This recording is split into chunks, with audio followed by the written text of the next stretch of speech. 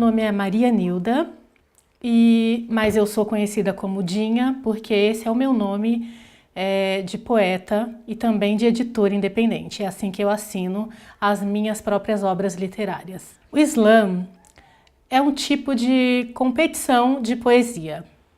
Ele não é, como algumas pessoas podem imaginar, uma competição de poetas, porque, muito pelo contrário, ele tem uma característica bastante solidária aqui no Brasil. Ele é um gênero muito promissor, no sentido de que ele traz novas possibilidades de escrita, então ele é promissor do ponto de vista da estética enquanto texto escrito. E ele é promissor também do ponto de vista dos eventos literários e das performances teatrais, porque o slam é um pouco disso, ele mistura a escrita, a declamação, de certa forma o teatro, e em alguns momentos a música. Agora então a gente vai pensar um pouquinho em como organizar um slam na escola. Bom, a primeira coisa é que a gente tem que se atentar a 3 regrinhas básicas. Pelo menos essas 3 regrinhas, elas precisam ser observadas. A primeira é que cada poeta participante precisa ter pelo menos 3 poeminhas autorais. Eu digo poeminha porque ele não pode passar de 3 minutos. Então é importante se atentar a essa regra inicial.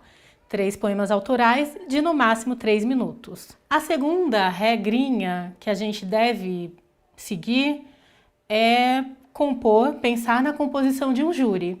Como esse júri pode ser composto? Geralmente ele é composto pela própria plateia, muitas vezes por pessoas que nunca estiveram por lá, naquele slam especificamente, ou que não sabem o que é um slam. E aí tem o trabalho de explicar como funciona, para que as pessoas não deem nota 10 para todo mundo e realmente façam uma avaliação um pouco mais focada. A gente tem que lembrar, na verdade, que as pessoas tendem a formar panelinhas. Então, por exemplo, se a gente vai fazer um slam com uma turma específica, sei lá, 5º ano B, então que tal convocar alunos e alunas do 5º ano C ou do 7º ano para compor esse júri, porque assim a gente evita os favoritismos e evita também, na medida do possível, que as pessoas fiquem com dó e não façam uma avaliação tão objetiva. Bom, e por último, não é exatamente uma regra, é mais uma orientação para quem vai puxar esse bonde do slam na escola. É assim, a gente precisa pensar em 2 pessoas como apoio. Uma delas vai fazer inscrição dos e das poetas, a outra vai ficar responsável pela contabilidade do evento. Então, alguém vai se fazer de mestre de cerimônia, inclusive recolhendo as inscrições e apresentando as poetas e os poetas, ali na ordem sorteada de repente. A ordem não tem tanta importância, pelo menos a ordem inicial. E aí a segunda pessoa, ela vai cuidar de anotar todas as notas que foram recebidas. Então, a dica é criar um quadro com o nome de todas as participantes e os participantes e o nome de cada jurado. Então, a gente forma aquele quadrão tipo stop, coloca o nome das pessoas, nome dos jurados aqui e vai anotando as notas. Isso é super importante, porque tem uma parte que é matemática, que você vai precisar observar em cada apresentação e nas notas que foram atribuídas, a gente tem que perceber, tem que notar qual foi a maior nota e qual foi a menor nota. Essas notas elas são eliminadas. E sim, essa sim costuma ser uma regra.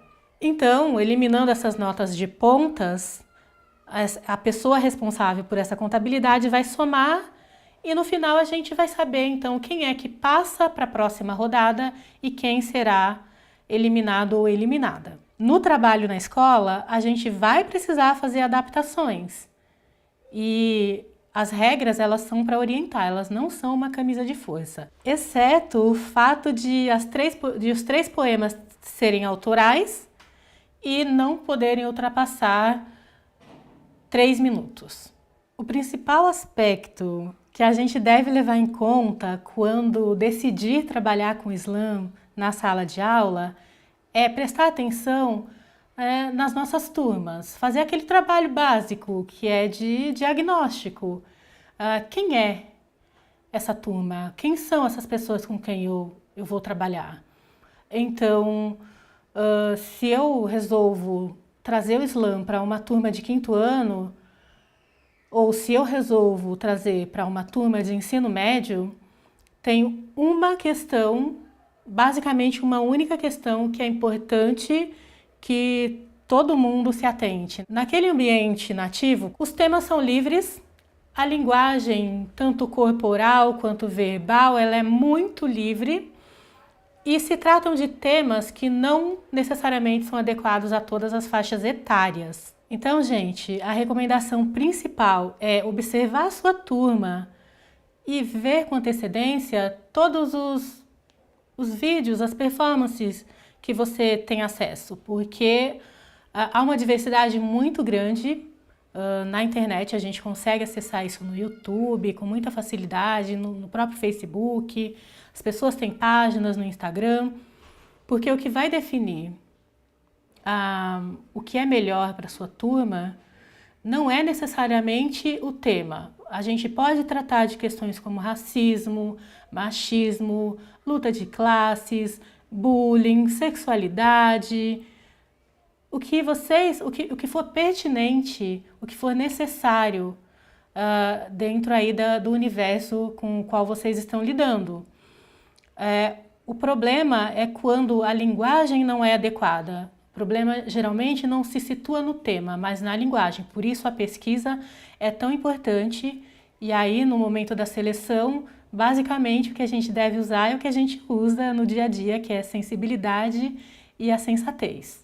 Então, quando a gente faz uso do Islã na escola, a gente consegue fazer justamente isso, quebrar algumas dessas barreiras que impedem que grande parte das crianças e dos adolescentes se apropriem da literatura e se envolvam com ela e se empolguem com ela.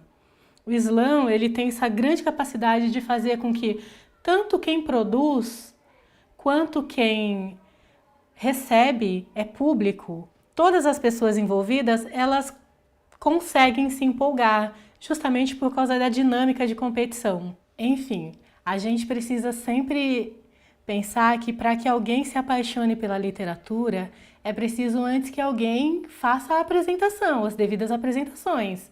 Não é possível a gente se apaixonar por algo que a gente não conhece. E o Islã, ele faz essa apresentação de uma forma muito magistral, porque traz a vivência cotidiana dos jovens e das jovens, traz temas atualíssimos e tem um jeito de apresentar tudo isso de uma forma extremamente apaixonada.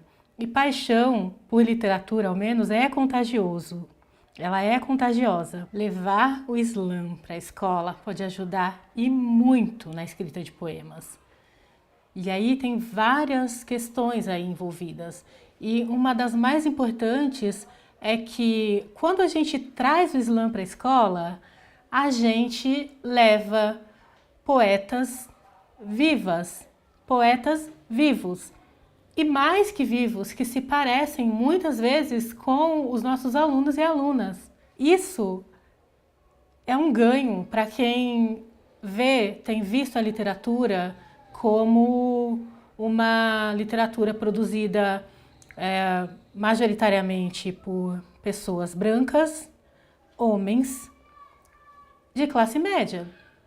O Islã, ele subverte isso. O que a gente encontra no Islã são as mulheres negras, mulheres pobres, indígenas, a gente encontra pessoas trans, a gente encontra gente de todos os lugares do mundo com diferentes sotaques, com diferentes idiomas. E essa identificação, ela permite que as crianças e os adolescentes produzam poesia e poesia de qualidade. Bom, por enquanto é isso.